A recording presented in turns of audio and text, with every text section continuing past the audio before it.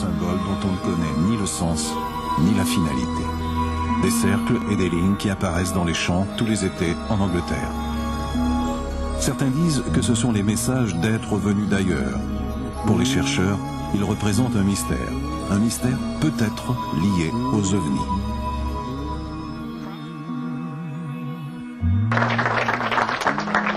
Merci beaucoup. Comme vous pouvez voir, je suis canadienne-française. Je suis partie du Canada en 1969 pour aller finir mes études dans les arts plastiques en Angleterre. Et j'ai décidé de rester parce que j'ai rencontré un homme qui m'attirait et je l'ai marié. J'ai maintenant une famille en Angleterre. J'ai 4 enfants qui sont déjà très grands, dont une attend un bébé et je vais bientôt être une grand-mère. Alors vous allez m'excuser, mon français est un petit peu rouillé, mais je vais faire mon possible pour vous expliquer du meilleur de mon possible. Effectivement, moi c'est mon point de vue original. J'ai toujours cherché la connaissance ancienne. Et lorsque je suis arrivée en Angleterre, j'ai tout de suite trouvé un cercle de personnes qui étudiaient ces anciennes connaissances. Et j'ai passé 20 ans à étudier l'ancienne symbologie, les anciens symboles. Est-ce que ça marche?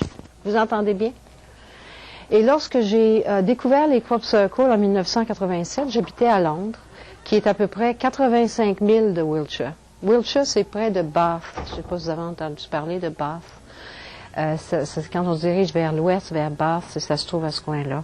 Mais 85 000 du lieu où ça arrivait, c'est quand même très loin. Genre, on n'entendait pas parler de ce qui se passait à Londres. C'était très rare qu'on en entendait parler. Mais dès que j'ai vu cet article, j'ai tout de suite ressenti quelque chose et j'ai reconnu les symboles dont j'avais passé tant d'années à étudier. Et en 92, j'ai décidé qu'il fallait déménager et aller s'installer à Wiltshire parce que le suspense était trop fort et je voulais carrément participer à ce phénomène de façon très active et être sous l'influence de ce phénomène, de ces cercles. Je vais vous montrer, mon sujet, c'est le phénomène des crop circles, effectivement. Mais depuis 2 années, là, on nous a envoyé des dessins très nouveaux qui montrent carrément des êtres qu'on considère comme des êtres extraterrestres. Donc, depuis 2 ans, on s'intéresse. Ça, c'est une chose qui a causé beaucoup de problèmes dans les crop circles. Ceux qui étudient du côté symbolique et qui voient des références très, très directes vers l'ancienne connaissance n'ont pas aimé cette nouvelle introduction. Et ça fait des gros problèmes. Toujours, les crop circles, ça affecte nos croyances, quelles qu'elles soient. Donc, si on croit que ça fait des références purement ésotériques vers l'ancienne connaissance, puis là, que c'est introduit des êtres extraterrestres, ça a dérangé beaucoup de gens qui ont carrément changé de côté maintenant. Il faut toujours faire se dire que ceux qui disent que c'est fait de main d'homme, en général, c'est parce que ça contredit leur connaissance. Le groupe que je dirige, qu'on a commencé en 1996, s'appelle le groupe d'études de crop circle de Wiltshire, parce que Wiltshire, c'est le centre mondial du phénomène. Il y a des crop circles partout. Il y en a au Canada pas mal. Même au Québec, j'ai entendu dire quelqu'un qui étudiait ici. On n'en entend pas parler beaucoup. Mais je suis en contact avec Paul Anderson, qui habite à Vancouver, qui me parle de ce qui se passe ici. Il y en a eu partout en Europe. Il y en a eu, on a eu des rapports d'Afrique, Zimbabwe, l'Afrique du Sud, la Russie. J'ai écouté un professeur de Russie qui est venu nous parler des cercles de Russie.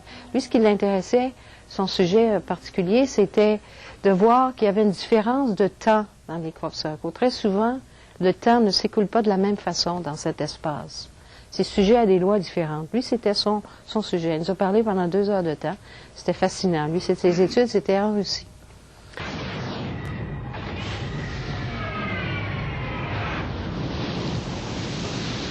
Quand on rentre dans un cercle, les lois sont pas c'est pas les mêmes lois de physique qu'en dehors. C'est comme ça que je peux l'expliquer. Comment va-t-elle? Ellie, ne restez pas là. Des fois, on a l'impression d'être allé très loin. L'important, c'est que vous alliez bien. Quoi? Tout descend d'un coup sec. Ça arrive très, très rapidement. C'est une question de secondes. pour ça qu'on les voit jamais. Même si on est là, ça arrive trop vite. Oui, mais lui, il filmait les lumières. Il n'avait pas vu la formation en dessous. Là. Il dit, tout ce que je voyais, c'est les lumières.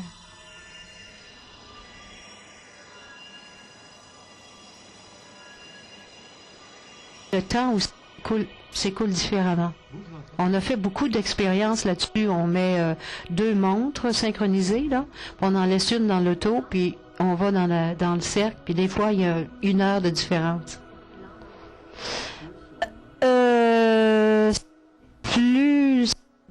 Plus long dans le cercle en général. Maintenant, professeur, je vais vous montrer ce qu'on a vu.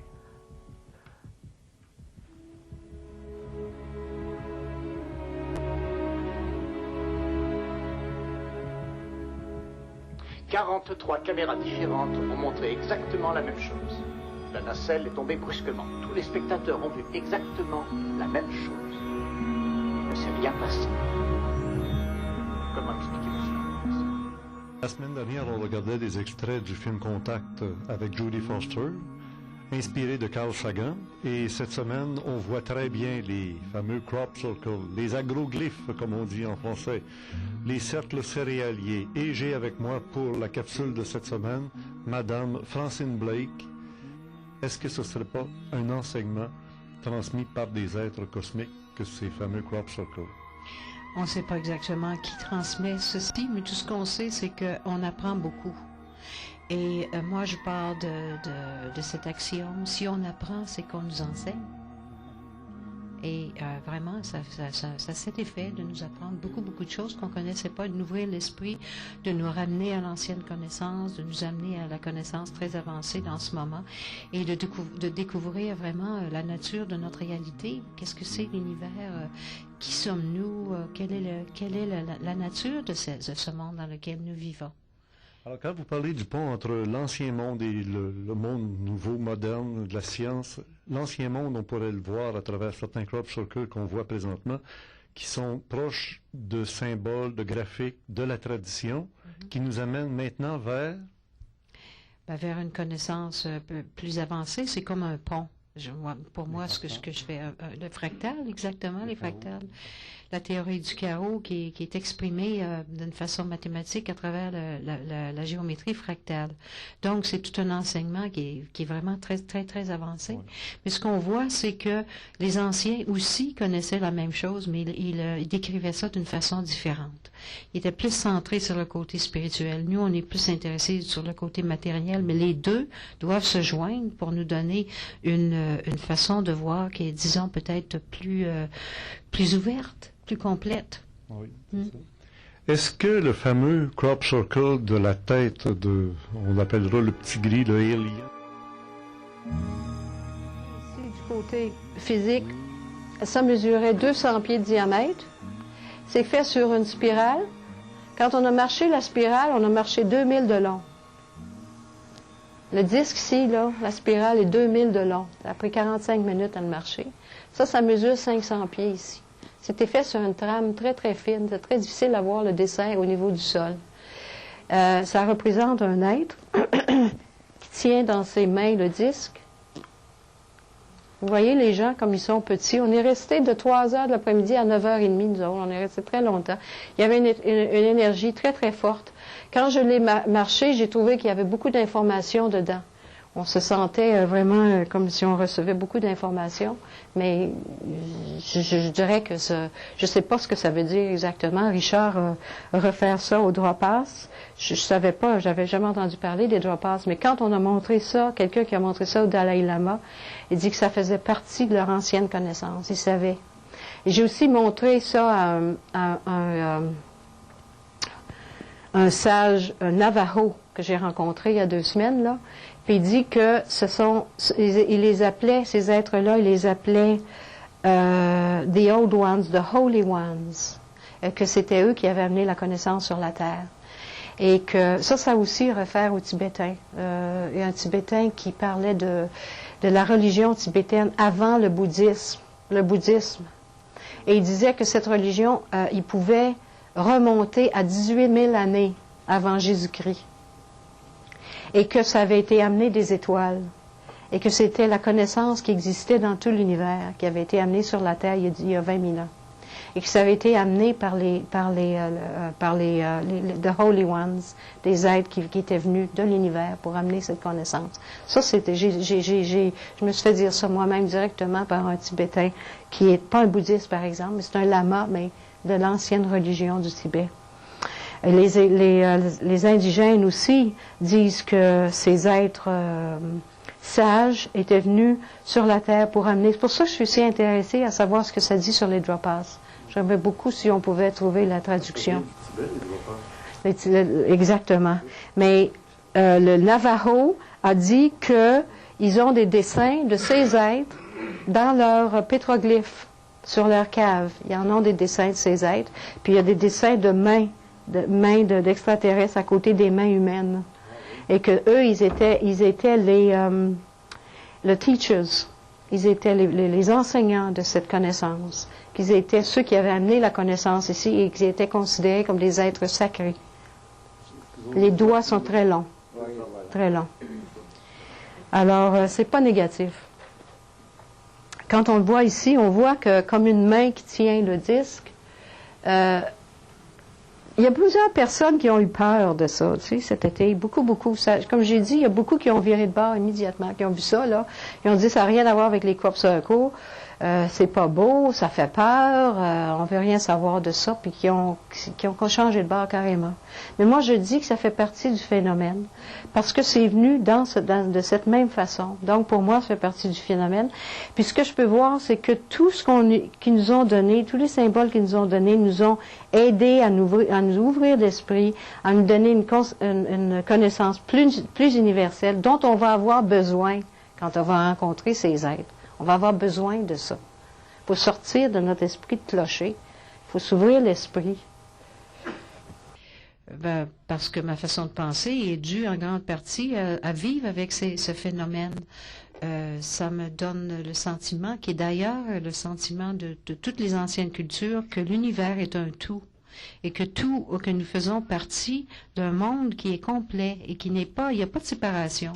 La seule séparation que nous avons, c'est dans notre tête. On a c'est une façon de penser qui nous sépare du tout. Mais la réalité, c'est que tout est et forme un.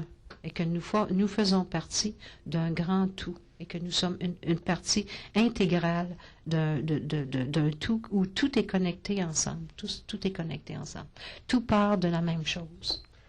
Je ne peux pas le prouver, je ne peux pas l'expliquer, mais tout ce que je sais en tant qu'être humain, tout ce que je suis m'affirme que c'était réel. Il m'a été donné quelque chose de merveilleux, quelque chose qui m'a changé pour toujours.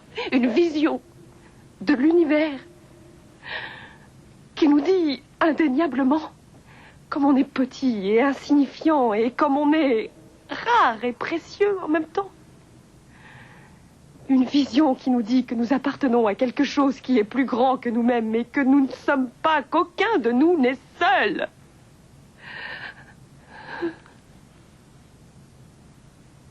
Je souhaite partager ça. Je souhaite que tout le monde puisse, ne serait-ce qu'un seul moment, ressentir cette béatitude, cette humilité, cet espoir. Mais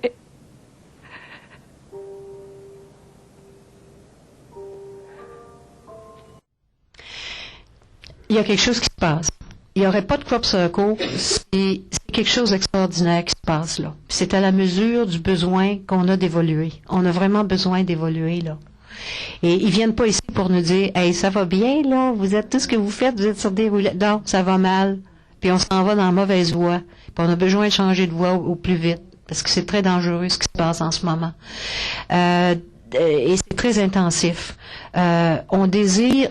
Moi, je vois ça un peu comme quand Galilée a trouvé que la Terre tournait autour du Soleil au lieu du contraire. Ça a fait une révolution de pensée extraordinaire. Hein? Il voulait le tuer, il voulait pas que ça sorte. Grâce à ça, on a découvert l'Amérique. Ça a ouvert nos horizons. Bon, mais là, c'est une découverte qui a la même ampleur. C'est une découverte qui nous montre qu'il y a de la conscience partout, qui nous montre que tout est vivant, que tout est spirituel et qu'il y a plusieurs dimensions dans notre monde. On n'est pas une dimension. C'est multidimensionnel, notre réalité. Puis ça fait peur à beaucoup de monde. Mais c'est une ouverture. Ça va nous ouvrir à l'univers. Comme vous dites, un contact. Une fois qu'on va comprendre qu'on vit dans un monde multidimensionnel qui est rempli de vie et de conscience, tout d'un coup, on va s'ouvrir à ça, puis on va participer à cette réalité. On crée notre propre réalité. Là, on vit dans une réalité très rétrécie, très matérialiste, très, très, très rétrécie, et complètement coupée du gros plan, là. On est en train de reconnecter au gros plan. Puis là, on va voir des autres formes de vie universelle. OK, là, je vais vous montrer l'évolution des designs, des dessins. C'est un dessin qui est arrivé en 1996 et c'est arrivé l'été pendant la journée. Ça, c'est très, très important, celui-là, parce que c'est le seul dont on est certain qu'il soit arrivé dans l'après-midi. C'est arrivé un dimanche après-midi, il faisait beau. En haut, c'est Stonehenge, vous voyez, Stonehenge. Ici, c'est une route principale qui va de Cornwall à Londres. Donc, c'était très, très occupé, à 5 heures dans l'après-midi. L'été, le dimanche, il y a à peu près 200-300 personnes qui vont à Stonehenge. C'est plein de monde. Ça, c'était là, bumper to bumper, là, tu sais, là, comme ça, là, tout le long jusqu'à Londres. Ici, c'est juste en face de Stonehenge. Vous voyez la grosseur? Combien de Stonehenge qu'on mettrait dedans? C'est très, très gros. Ça mesure 915 pieds de long. Puis il y a 151 cercles dedans. Puis on a eu quatre rapports on a eu quatre witnesses, quatre témoins très importants. Le premier, c'était un pilote. Et dans l'après-midi, il est allé photographier Stonehenge. J'étais là à 5 heures, puis il photographiait Stonehenge. Ensuite, ils sont repartis. Il y a un petit aéroport à peu près 10 minutes de là. Ils sont allés refaire le plein. Ils sont revenus à 6 heures, puis il a vu la formation. Il n'était pas là à 5 heures. Le deuxième témoin, c'était un des gardes de sécurité qui se promènent autour de Stonehenge. Ils font la tournée à toutes les demi-heures. C'est tout entouré, Stonehenge, hein, c'est tout clôturé. Puis il a fait le tour à 5h30, il dit absolument rien. À 6h, il l'a vu. Sa deuxième tournée, à 6h, il l'a vu. Le troisième témoin, c'était le fermier. Puis moi, je lui ai parlé, je lui ai demandé la permission pour aller le mesurer. Parce que c'est un autre chercheur et moi qui avons mesuré la formation. Puis il me dit, il était très énervé, puis très malheureux. Et puis il était rouge comme une tomate. Il était tout tendu, là. Puis il dit, tout ça, il dit, je le sais que c'est pas fait de main d'homme, ça. Puis il dit, parce que je suis venu vérifier mon champ dans l'après-midi. Puis il n'y avait absolument rien. Puis à 6 heures, il dit, je l'ai vu quand je m'en allais chez nous. Il dit, je l'ai vu tout de suite. Puis il dit, je le sais bien que c'est pas fait de main d'homme. Puis il dit, je sais aussi que ça peut pas être fait autrement. Fait qu'il était bien malheureux, là. Il savait plus où se mettre, là. Tu sais, il était là, c'est pas de main d'homme, mais c'est pas fait de main d'homme. Mais il pouvait plus, il n'y avait aucune place où il pouvait se mettre. Puis il était rouge, puis je pensais qu'il allait faire une crise cardiaque, sa veine était comme ça, là.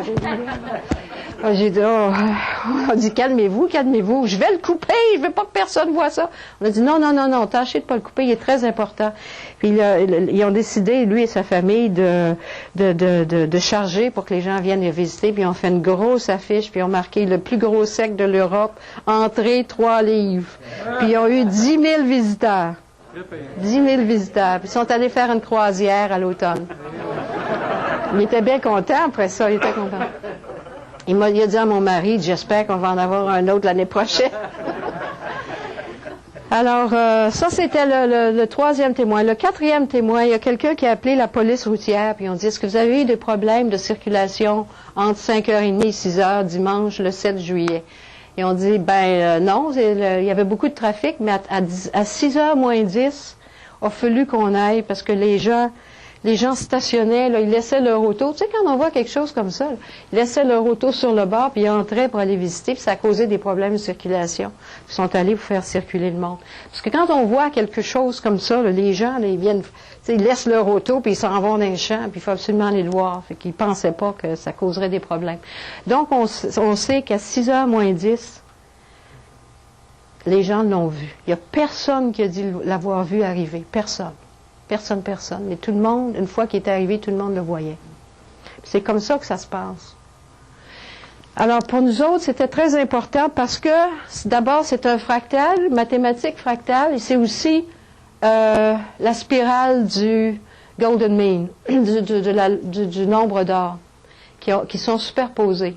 C'est la première fois qu'ils se mettaient ensemble, là. Fait que là, on a des symboles qui sont non seulement anciens symboles, très importants, mais aussi qui rejoignent la mathématique très avancée. Puis pour nous, ça a ouvert tout un autre domaine de connaissances. Mais sur le point de vue visuel, c'était vraiment extraordinaire. C'était la première chose qu'on avait comme ça. Puis on a vraiment pensé que ça pourrait pas être dépassé. 2 semaines après, ça a été dépassé. Et celui-là, c'est la même chose, sauf qu'il y a 3 spirales, et au lieu d'être 151 cercles, il y en avait 194. Au lieu d'être 915 pieds de long, c'était 1000 pieds de long, et c'était fait sur une colline. Donc, si vous avez une colline comme ça, disons que vous prenez un dessin, là, puis vous faites un dessin sur du cling film. Du cling film? Du papier qu'on emballe, là, de plastique qui colle, là. Bon, saran wrap, vous faites ça sur le saran wrap, puis vous allez le coller sur un pamplemousse. Puis vous allez photographier des airs. Ben, ça n'aura pas l'air de ça, hein? Mais ça, c'était fait comme ça, là, sur une colline. Parce que quand j'étais ici, au centre, je voyais plus les gens qui descendaient, là, ils disparaissaient à un moment donné, là, on les voyait, je les voyais aller comme ça, là. Là, ils disparaissaient, poing! Alors, je savais que c'était sur une colline et qu'il était très gros. Donc, les ajustements ont été très, très intenses, très, très complexes. Beaucoup d'ajustements pour que ça ait l'air si plat à partir des airs. C'est très, très, très ajusté. Et la géométrie, si vous prenez... J'avais un crayon tout à l'heure, je ne sais pas ce que je l'ai vu.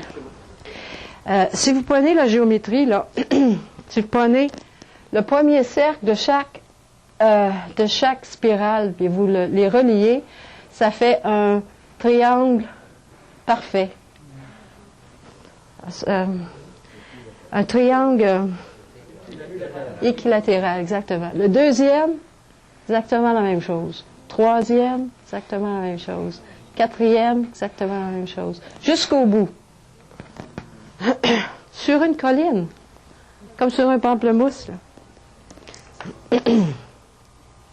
Donc, on a pensé que c'était le plus beau qu'on n'aurait jamais.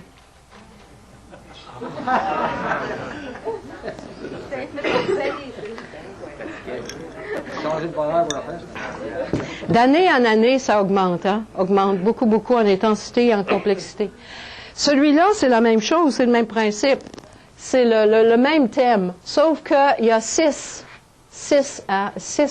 armes, 6 spirales, et au lieu d'être un triangle équilatéral, c'est la croix de David, ici. C'est la croix de David qui va jusqu'en haut. Et celui-là, il mesure 1000 pieds de diamètre. Il y a 409 cercles dedans. Qui est arrivé pendant la nuit, il pleuvait à boire debout, là. Ça tombait comme des cordes, comme ils disent. J'ai survolé cet endroit. Il était juste au-dessus du Cheval Blanc, près d'où j'habite, dans la vallée. Et j'ai survolé. La journée d'avant, il n'y avait absolument rien. Il y a quelqu'un qui a couché là, cette nuit-là, pour aller surveiller. Mais malheureusement, il y avait de l'eau au champ. Il surveillait de l'autre côté. Fait qu'il n'a rien vu. D'ailleurs, il pleuvait beaucoup. Il pleuvait, là, ça tombait là, à boire debout. Et c'est arrivé pendant cette nuit-là. L'année passée, 2001. On pensait, nous autres, que c'était le dernier. On est fatigués, hein, à la fin de l'année, parce qu'on a comme ça, là, un par jour. C'est dur, ça. Un par jour. C'est vrai. On rit, mais nous autres, on est comme assommés. Tu sais, l'arbre de vie, l'arbre de vie, la théorie du chaos. Ah ouais, il absorbe ça, là. Puis le lendemain, ça nous arrive. On est complètement abasourdis, nous autres. Vous avez consacré beaucoup de temps, je vous en remercie encore, Francine Blake, qu'on reverra sans doute à l'automne prochain, lorsque vous reviendrez, parce que l'été, vous êtes trop occupé. Il y en a trop de crop circle là-bas. Ah, l'été, c'est impensable. Ben oui. Ouais. Et vous nous invitez à aller faire un tour en Angleterre. Vous êtes prête à recevoir des gens qui voudraient aller visiter? Il y a des tours? Chaque année, on prépare une conférence qui dure 3 jours. On est en plein dans le centre des cercles et on a beaucoup. Cette année, ça va être le 1er, le 2 et le 3 août. du mois d'août. OK. Et il y a beaucoup de cirques qui se passent. L'année passée, on en a eu 6 qui sont arrivés pendant notre conférence, qui étaient très excitants parce que ça crée une espèce de... ça coordonnait avec ce qu'on faisait, et puis on peut les voir à partir d'hélicoptères. Il y a beaucoup de gens qui parlent. En tout cas, nous autres, on trouve ça intéressant, on s'amuse beaucoup. C'est la 7e année qu'on fait ça cette année. Ouais, c'est bon. Alors, n'importe qui peut venir, bien sûr. Il va y avoir de l'information sur notre conférence, ceux qui vont parler. Ça va être sur le cropscoconnector.com. Et vous pouvez toujours avoir les renseignements sur notre groupe, sur ce site. Ben, bravo. Eh bien, voilà. Maintenant, je vous remercie beaucoup. Et au nom de tous, je vous remercie. Okay.